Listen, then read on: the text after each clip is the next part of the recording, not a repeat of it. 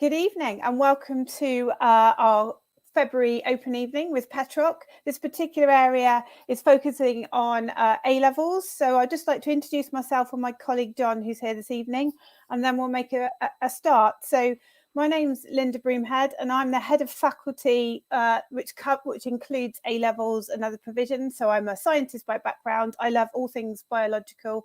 And John, do you want to introduce yourself? So it sounds a little bit like University Challenge, doesn't it? Yeah, I'm John Price, I'm faculty manager in A-levels, and I teach history and politics here as well. So predominantly, because of the situation with COVID, we realised that the opportunity to interact with us, ask questions, and allay any anxieties, or for you to understand about the opportunities Petroc can offer you with your A-level programme, we want this to be predominantly a Q&A session.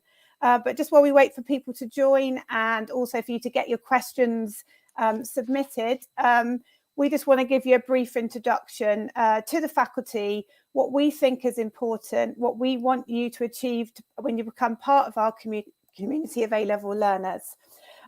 So I'm just going to do a short presentation. John will interject when I've forgotten things that I should be highlighting. And then we want to open up and be able to answer your questions predominantly for the rest of this session. Okay, so coming to us as an A-level student, what is it we as a faculty want you to experience and get out of your 2 years with us? Something that's really important and obviously is the key to opening the doors for your progression and next steps is the grades that you achieve in your A-levels. So coming and joining our community, you're looking at the students that have sat their A-levels from 2017, 18 and 19, just under half of those students, so 49%, will have achieved the high grade, so B to A star. So we're proud of that quality. We want you to come and be part of that quality with a 99% pass rate as well. But high grades are important, but also the journey you make as an individual is also equally important to us. So something we're really proud of is ALPS.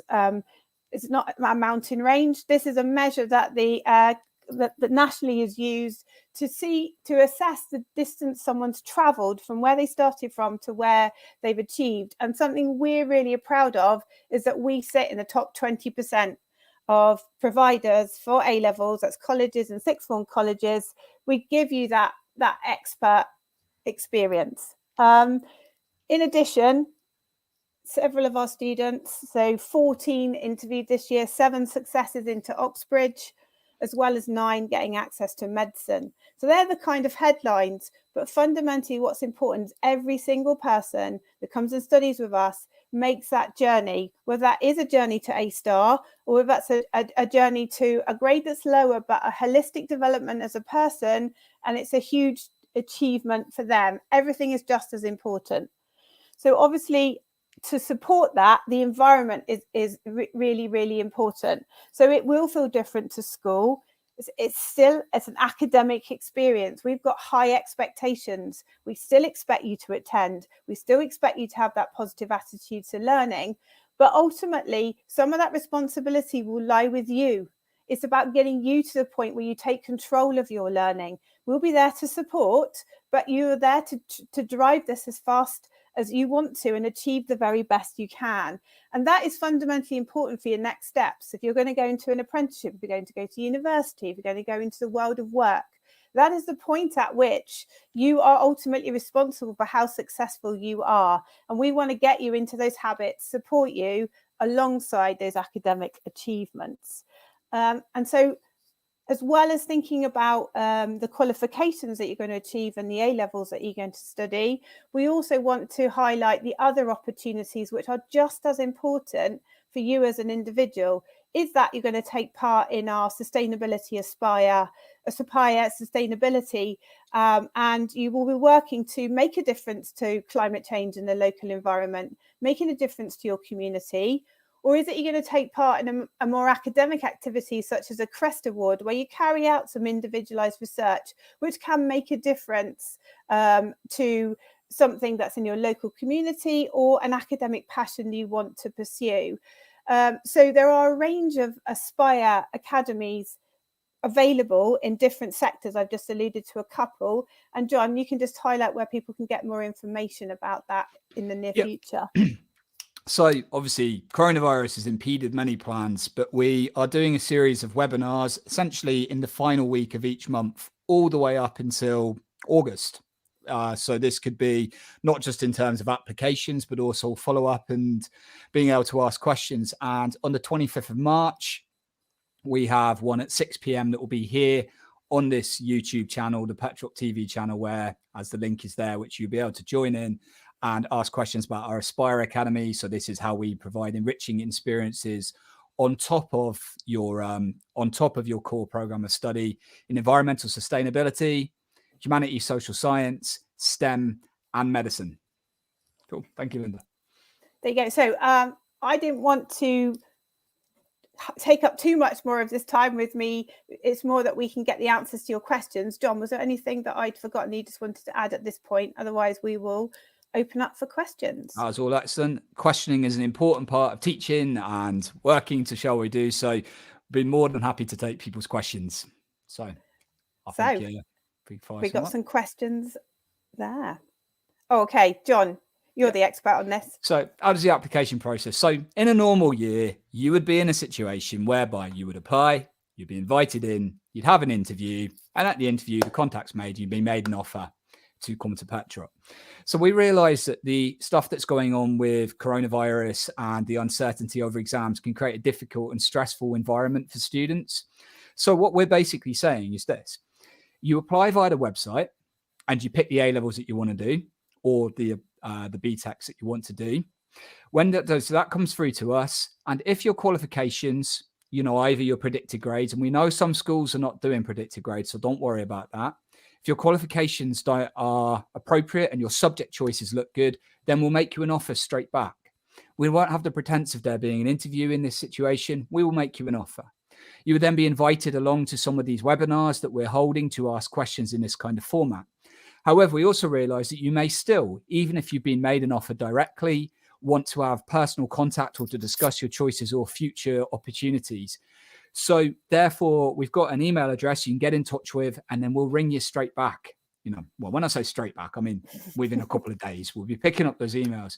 So that email address is, if our colleagues could mention this, it's facultyadmin@petrock.ac.uk. So if you just email that, if you've got a query specifically about your A-level choices, you do that. But essentially what we're saying here is that apply. If your A-levels look good, your predicted grades look kind of right for them, then we'll make you an offer straight off. And we don't need to have that phase of having an interview, because we realize you're stressed about your progression and we're here to support you. So you go straight to facultyadmin@petrock.ac.uk.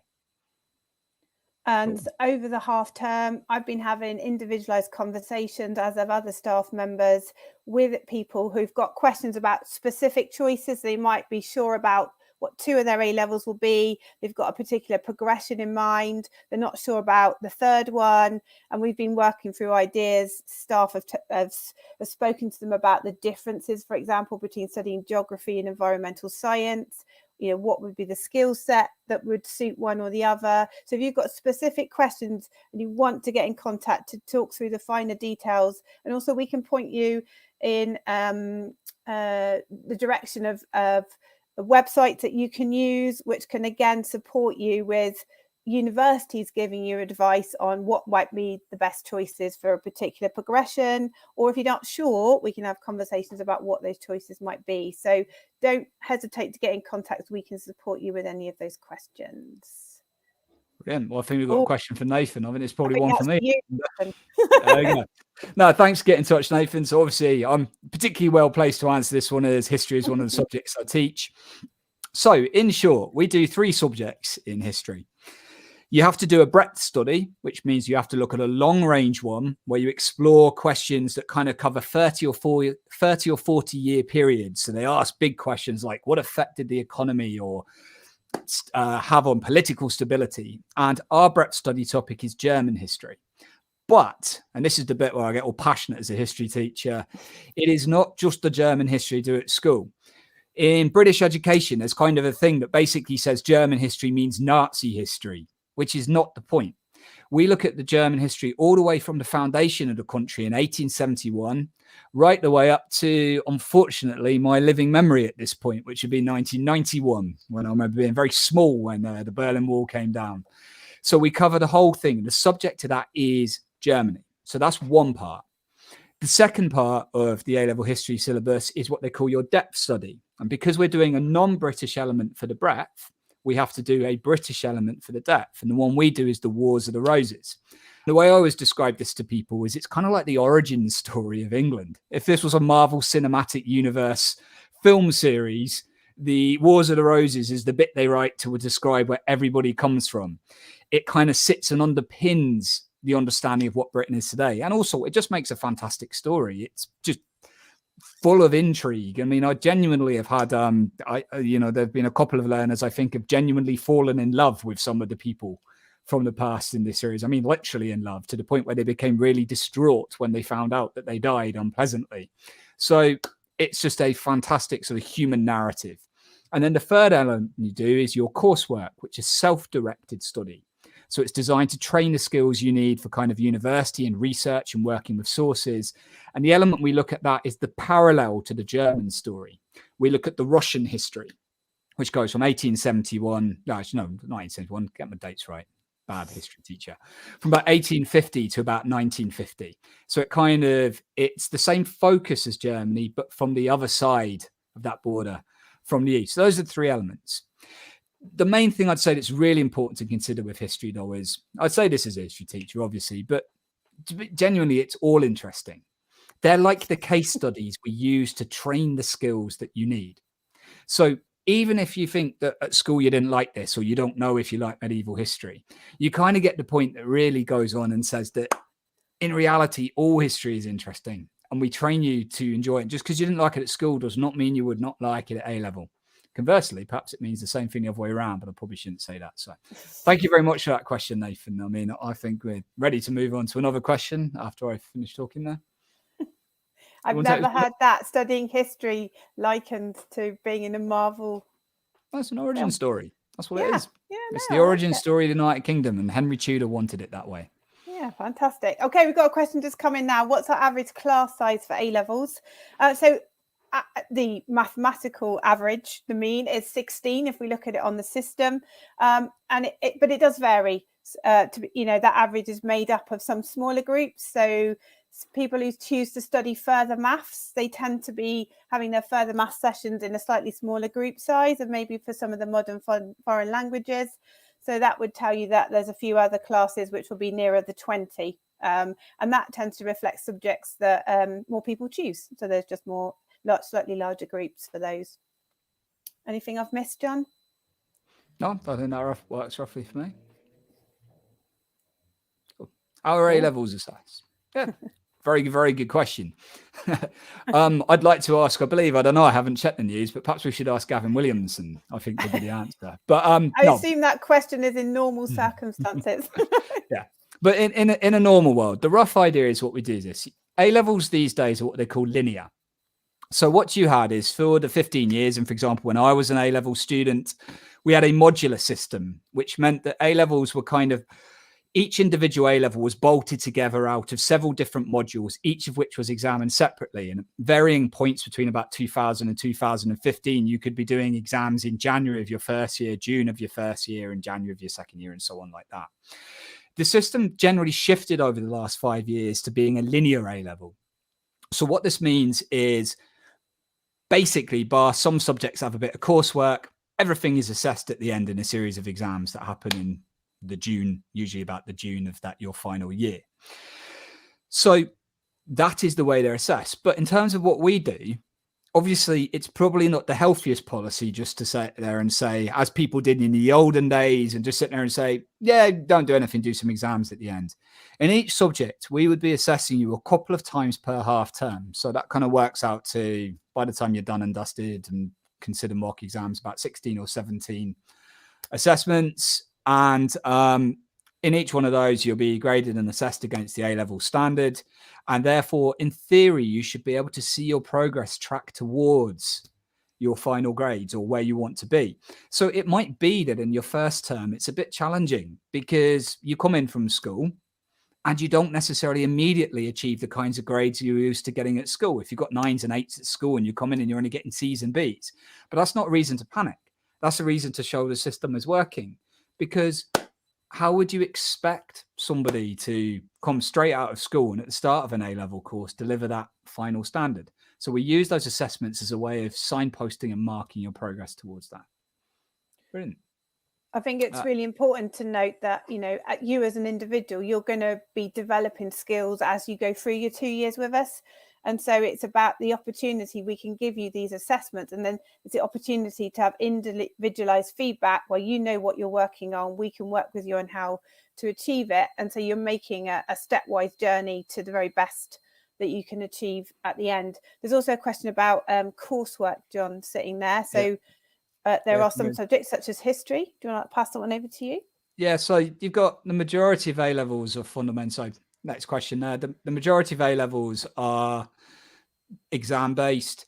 Some of the essay-based subjects have some coursework elements. For example, history and English literature have a 20% component, but it's a relatively small component. I also believe that the sciences have their practical endorsements, if you wanted to talk about those, Linda, or not. Yeah, so there's a series of practicals that you will complete as part of your A-level, and within that then you're assessed on, you know, your ability to work safely, select particular equipment to make sure you're making the most accurate, your experiments are valid and reliable. So you're observed doing that as part of your teaching, as it were. So at the end you get an endorsement to say that you can work safely in the lab, that you've ticked off all the skills. It is a certificate. It doesn't contribute to your grade, but obviously it gives you that verification that when you're moving on to next steps, that you're competent in a practical setting. And that's true for the biology, chemistry and the physics. And then you're tested on your knowledge and understanding of those practicals in the exam papers. Yeah. So overall, there is some, but it's a relatively small part. A-levels fundamentally are primarily assessed by exams at the end of a couple of years. Cool. I suppose, next question, please. Next question. What are the entry requirements to study A-levels? So we have a core set of entry requirements, and then we adjust them depending on the subjects you want to do. But our core entry requirements are 5 grade 4s, including English language and maths. And then depending on the A-levels you want, there might be other ones. For example, if you wish to study a science, such as biology, chemistry, or physics, you would also require a 6 in that science or a double 6 in double science. And there are a few other qualifiers there. I think it's probably important to note at this point, though, that we realise that we do not know what GCSEs will look like this summer. So we are watching this as closely as everyone else. Please note that our entry requirements are not barriers to make us into an elite organisation designed to exclude people. They are more, what we are saying is that that's kind of the standard you need to be at, not to set yourself up for something that you can't necessarily achieve. So they're there to indicate the kind of skills you need to succeed at that A-level, not to prevent access to A-levels for people that are not academically strong enough, as you would say. And we'd encourage people to have a conversation around, you know, if the results come out, there are other level 3 provision that the college offers. So if the A-levels, for example, may not be something that will be successful, there will be other provision in that area that we can talk to you about. So cool. Can you please give me some tips on which A-level subjects go well together? I think one of the things to consider is you could just come up here and just say, do this subject with this subject with this subject. And there's some that kind of make sense. For example, for our medical students, are very, very common choices. Essentially, it's all but required that they have biology and chemistry A-level. So then they might take a third A-level with that. Psychology is very popular with that. Sometimes it might be maths. I think probably what's more important to think about is positive choices about why you're choosing those A-levels. So, I mean, you can get slightly strange ones. Like you could have someone that wants to do, on the face of it, they want to do computer science, or they want to do maths, physics, and art, which you might look at that first and go, oh, that looks a bit odd. But then the reason is because they want to work in architecture. and design, and therefore they're taking the art for the drafting and those kinds of elements. So it's not necessarily a case of saying, take this subject with this subject. It's more thinking about, why are you choosing it? Positive, and it should be a positive choice. Positive reasons to do an A-level is just you really, really enjoy that subject. Your strengths lie with it. It kind of fits possibly what you want to do in the future. Those are positive choices. Negative choices would be, I didn't know what to choose, so I chose that. Or I wanted to have one, I'm doing 2 A-levels that I think are serious, and I wanted to have one for a bit of fun, which actually is not necessarily a bad idea. But what I'd say is that you need to approach every A-level as in the perspective there's something you need and want to do. The moment you start saying that I'm taking one A-level as something which I don't have to work as hard in because I think I like it, then you're setting yourself up for failure in that A-level. Another negative choices could be things like they're the only subjects I didn't hate at school. And I can understand that. I think I vaguely remember having conversations with my parents much the same when I was 16 years old. But that's not a positive choice. If you're struggling to make positive choices about why you should do what A-levels, then get in touch with us at facultyadmin@petshop.ac.uk. We want to infuse you about your course of study, and we hope that you can find the right reasons for choosing to do that.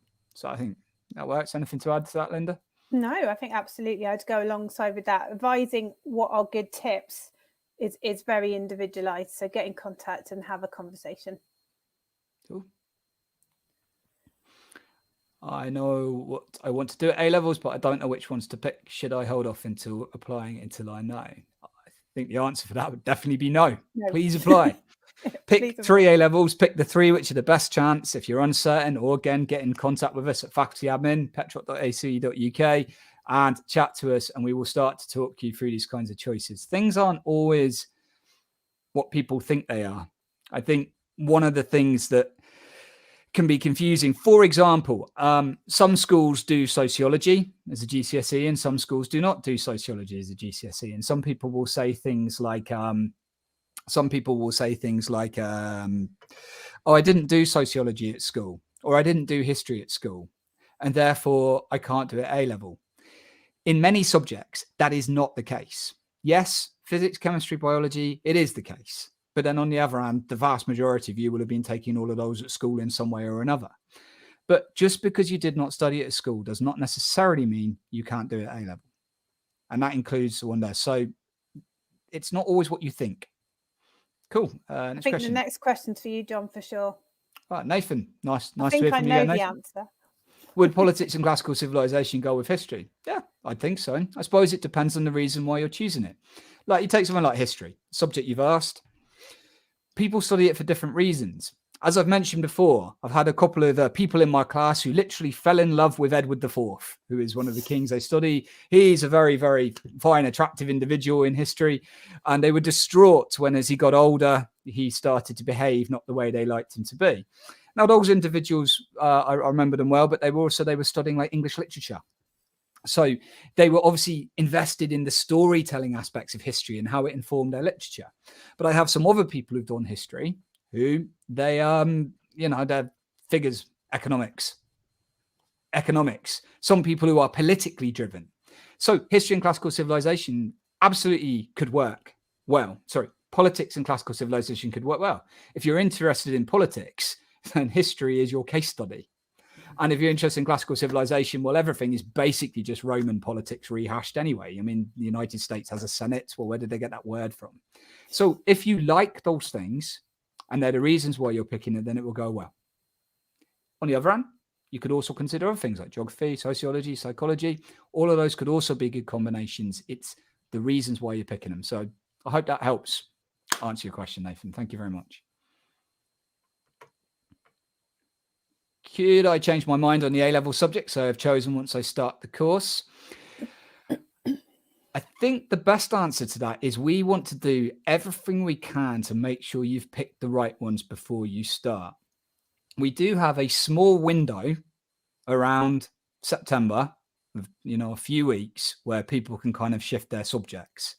But the point is, even if you shift your subjects in the 3rd week of September, which is really when we look to lock it off, you've got the problem, which is that then joining a new subject, you're joining 3 or 4 weeks in and it moves at pace. We definitely don't do changing of subjects mid-year because although people come to us and say, I'll work really hard, I'll catch up, the point is that you picked one subject, you changed, and then you can't just drop in January or February and pick up and not compromise your chances. So the best advice here is, let's make sure that you get these right choices in early, within the kind of the first week or two. Don't sit on something if you feel you've made the wrong choice. Speak to people. That'd be the answer. I think we've got time for about one more question, isn't it, Linda? Yeah, is there one more there? Would you like to take this one, Linda? Or shall I? Yeah, okay. So the question is, what is the difference between an A-level and a BTEC certificate? So just so you're aware, we've got BTEC certificates in certain areas. Not every A-level has got a BTEC kind of equivalent. So so we've got sport, health and social care. What have I forgotten? Is that it? They are the prime BTEC equivalents. The prime BTEC ones. So basically that is studying a BTEC in a bite size, which is equivalent to, carries the same points for a UCAS application as an A-level. Okay, so how it differs will be the content that's included, but also the way it's assessed. So this is about, as John was saying, about making positive choices for yourself. So you will learn as you're going through school, and you'll learn more with us as college, that you excel and are different at different things. So some people with a BTEC, there are some examined components, but there's also ongoing assessment, which is a higher percentage, which is more like completing coursework. For some people, that sustained development and achievement as you go along, and that organisation and doing it in a non-exam assessment, is a much better way for them to show off what they're able to achieve versus purely examination based. So this is about, and also whether that BTEC with the sport and say health and social care would sit alongside, say, a psychology and biology A-level, and would effectively support progression into the healthcare sector, and that BTEC is added value. It's a positive decision for that to be your third choice.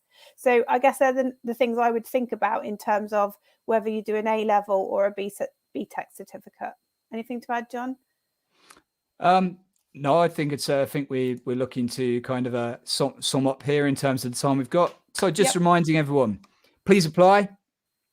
You'll get your offer. It will come through. Keep an eye on your apps, your emails.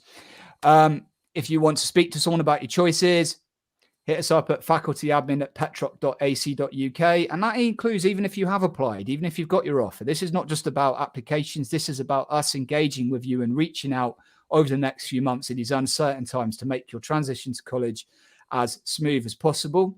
And the last reminder is on March 25th on this channel, there will be a